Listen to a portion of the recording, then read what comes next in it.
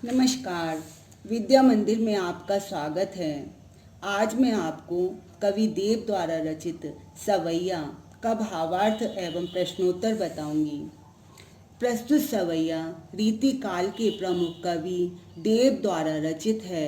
इस सवैये में श्री कृष्ण के रूप सौंदर्य का मनोहारी चित्रण किया गया है।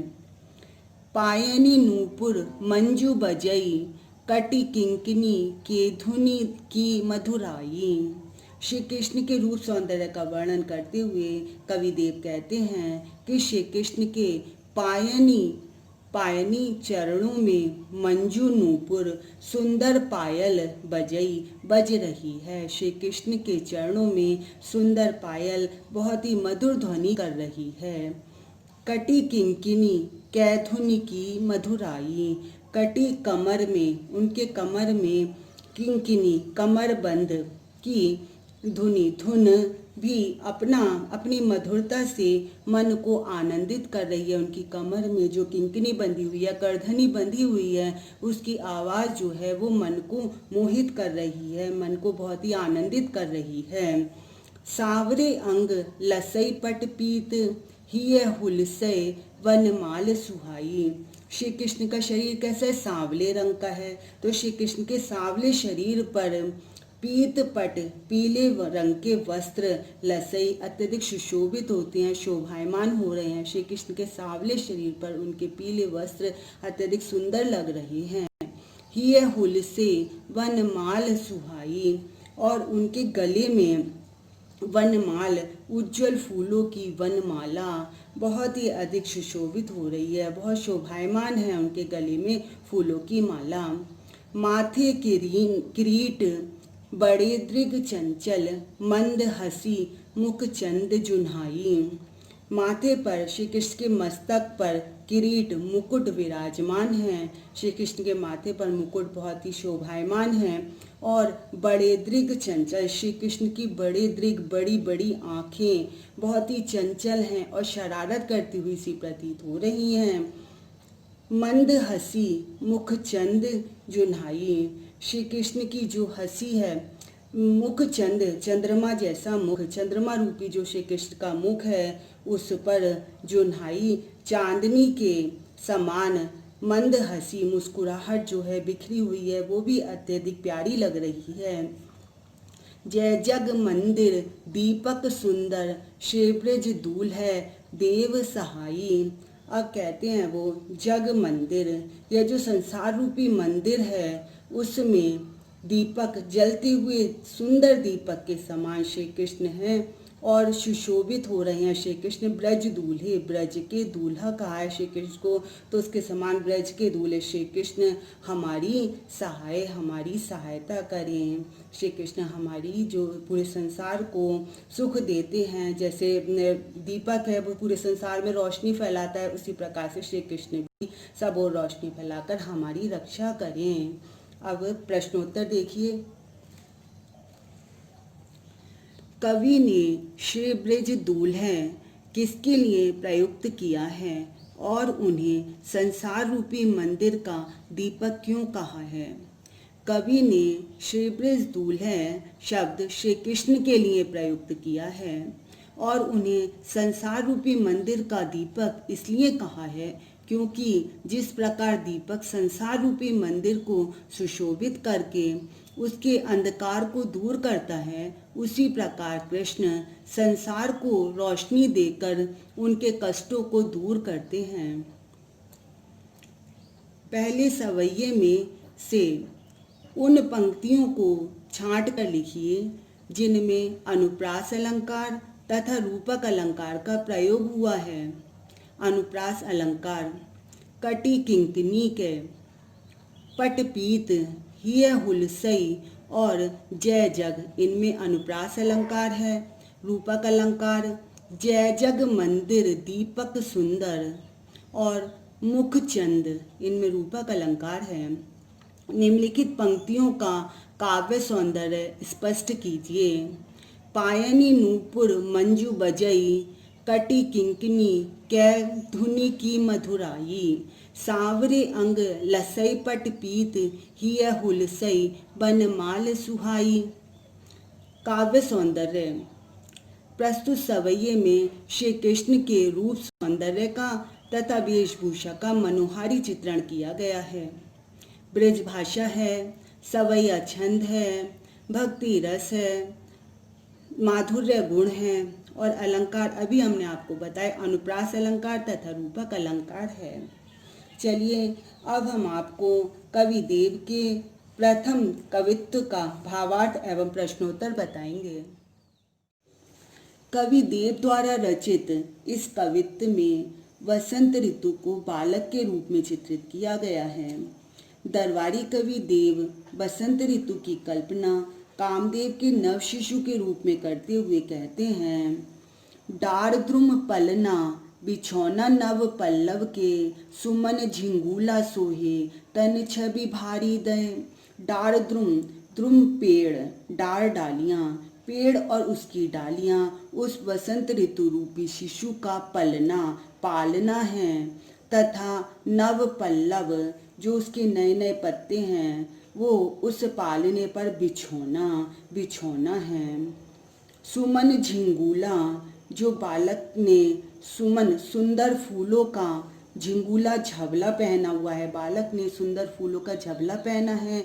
सोहे तन छवि भारी दय, जो कि उसके तन छवि उसके शरीर की शोभा को और अधिक बढ़ा रहे हैं।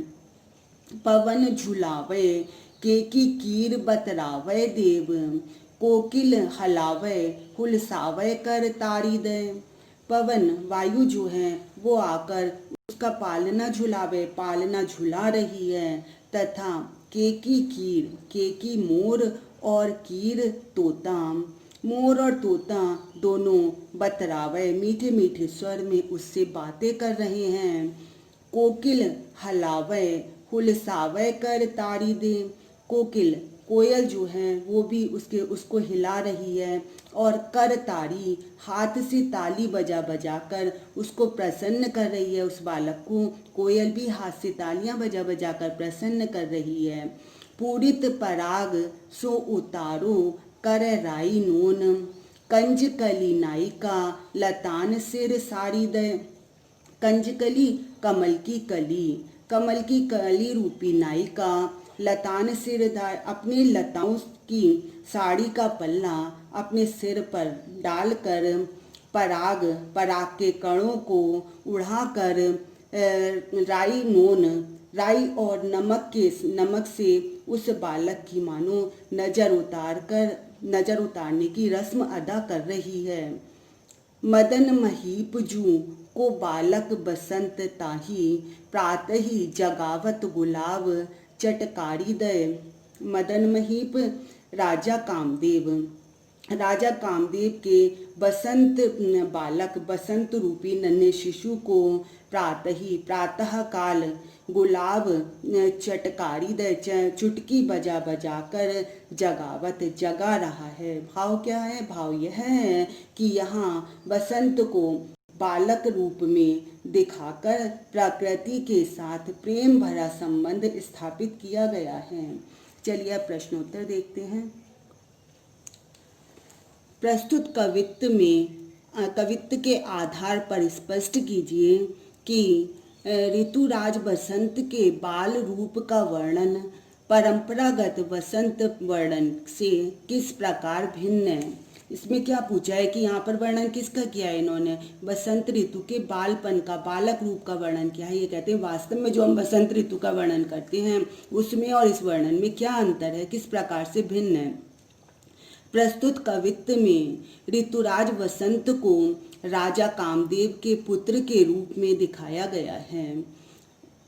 यहाँ बसंत ऋतु को एक नन्हे शिशु के रूप में दिखाया गया है जिसे प्रातः काल गुलाब चुटकी बजा बजा कर जगा रहा है। जबकि वैसे हम परंपरागत बसंत ऋतु का वर्णन करते हैं तो हम उनका वर्णन किस प्रकार से करते हैं, उसमें नए पत्तों का आना, किस प्रकार बसंत ऋतु में नए नए पत्ते आते हैं, फूलों का खिलना, उन पर भंवरे आना, तितलियों का मंडराना, वातावरण में चारों ओर हरियाली व्याप्त होना आदि होता है।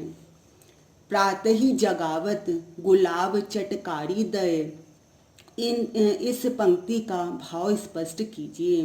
बसंत ऋतु में प्रातः काल होने पर सुंदर गुलाब के फूल खिलने लगे। ऐसा प्रतीत होता है मानो राजा कामदेव के बसंत रूपी नन्हे शिशु को प्रातःकाल गुलाब चुटकी बजा बजा कर जगा रहा है। पराग कणों को देखकर कवि के मन में क्या कल्पना आती है? पराग कणों को देखकर कवि के मन में कल्पना आती है कि शायद बसंत रूपी शिशु की माँ पराग के कणों को उड़ाकर मानो राई और नमक से उसकी नज़र उतार रही हैं। चलिए अब हम कवि देव द्वारा रचित द्वितीय कवित्व का भावार्थ एवं प्रश्नोत्तर समझते हैं।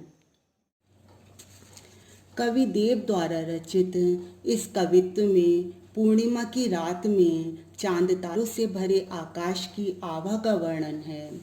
शरद पूर्णिमा की रात है, आकाश चांद तारों से भरा हुआ है।